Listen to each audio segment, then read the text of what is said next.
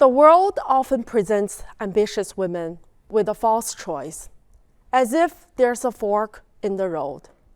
One path labeled family, the other career. In college, staring at a positive pregnancy test, I faced that choice very directly. The advice around me was well-meaning, but unanimous.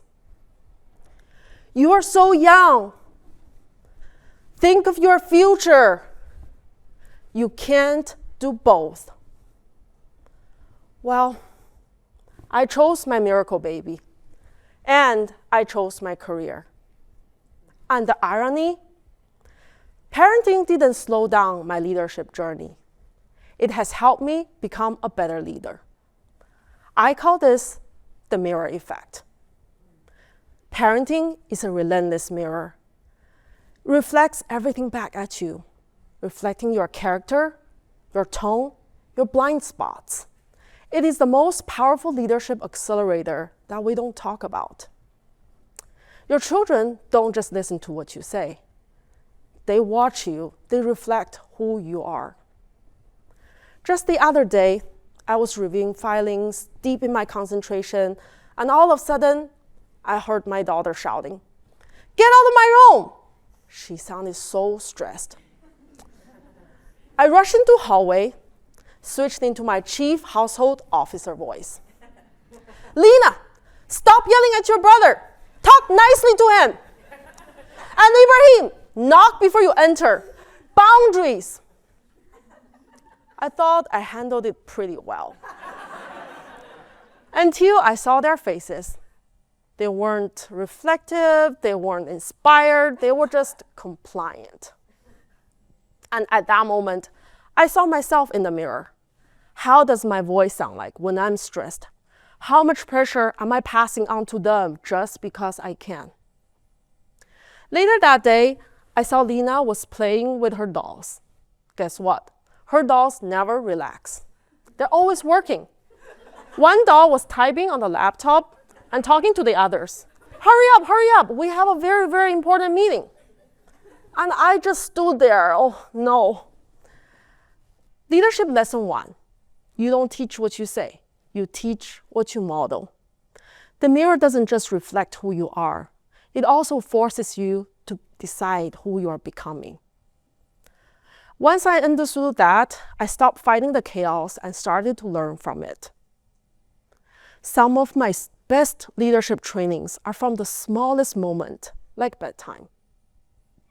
When my son was at 5, convincing him to bed was like a battle almost every night. No matter how gently I reminded him, how firmly I insisted, nothing worked. He always had the same response. "I'm not tired." That was his position, clear, stubborn, final. And like many parents, I negotiated on the surface. "It's late. You gotta go to sleep. Hurry up." Nothing worked. Until one day, I got curious. Instead of arguing with his words, I said, "How about a story?" "A story?" His face lit up. "Yes, why don't you lie down, close your eyes, imagine like a movie while I tell you." "That sounds cool." Just like that, he climbed into bed. What I realized was he wasn't fighting bedtime because he wasn't tired. He was fighting bedtime because he wanted connection. His position was, "I don't want to go to bed." His interest was, "I want closeness." Positions are loud. Interests are quiet. Leaders need to listen for the quiet part. People argue from the surface, but they decide what they truly need. Autonomy, trust, connection. And years later, I saw a similar pattern with my daughter. "I would rather read." That's her response when I suggested to go work out. On the surface, it looks like resistance. But underneath, it was something deeper. She was choosing meaning, time together. So we started to go for long walks and having long conversations. And everything shifted. Leadership lesson 2. Great leaders don't overpower positions. They uncover interest. That's how trust is built. Once I understood that, I started to learn something different. You can't do everything yourself. You have to delegate. But delegation has a price. Leadership lesson 3. Delegation is worth some sacrifice.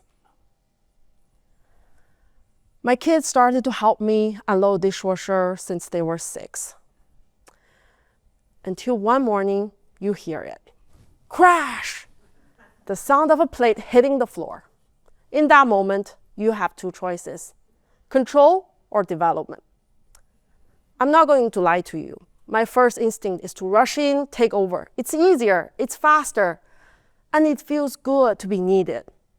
But leadership isn't about being needed. It's about building capacity. So I took a breath. It's okay. Let's clean this up together. A broken plate is the tuition you pay for empowerment. In business, it's a junior employee who deletes the wrong file. It's a campaign that doesn't land. It's a presentation needed 3 revisions instead of 1. If you choose control every time, you get efficiency or perfect kitchen. But if you choose delegation, you build future leader. There's one myth about parenthood I would like to challenge. The myth of total sacrifice. I was raised by parents, grandparents, who have sacrificed everything for me. Every minute, every resource, every dream deferred. And I feel incredible gratitude. But meanwhile, I feel the heavy weight of their sacrifice. I watched my mom disappear into motherhood. Her identity became mom. I knew I could not lead that way. There's a middle path. Not sacrifice, but integration. As Golan reminds us, with hardship comes ease. Parenting isn't easy, but the hardship is worth it. Integration means I can't volunteer at every school event. I can't cook every night. And I can't go to Vegas film with you guys. When I get a massage, my kids get their beloved iPad time. Some people judge me for that. But my kids see something powerful. A woman who leads, who rests, who sets boundaries, who doesn't disappear. Because the opposite of sacrifice isn't selfishness. It's integrity. Living in alignment with your values, even the plates breaks. So here's my challenge to you all. One day, many of you will face the same quiet moment. Parent or leader, family or ambition. The world may tell you that you have to choose one or the other. You don't. You can choose both. Not because parenting is easy, but because the very act of parenting will stretch you into a stronger leader. It will sharpen your self-awareness, deepen your judgment. The very act of parenting will help you to achieve the next level. My kids didn't stop me from becoming a leader. They have helped my leadership stronger. Next time, when you see a resume gap for parenting, don't see a liability. See leadership training. By the way, this training is not just available for moms. It is also for dads too. Lastly, I pray that every child, everywhere, can grow up in dignity, safety, and peace. Free to become who they were created to be. Because the leaders we build at home today will shape the world they inherit. Thank you.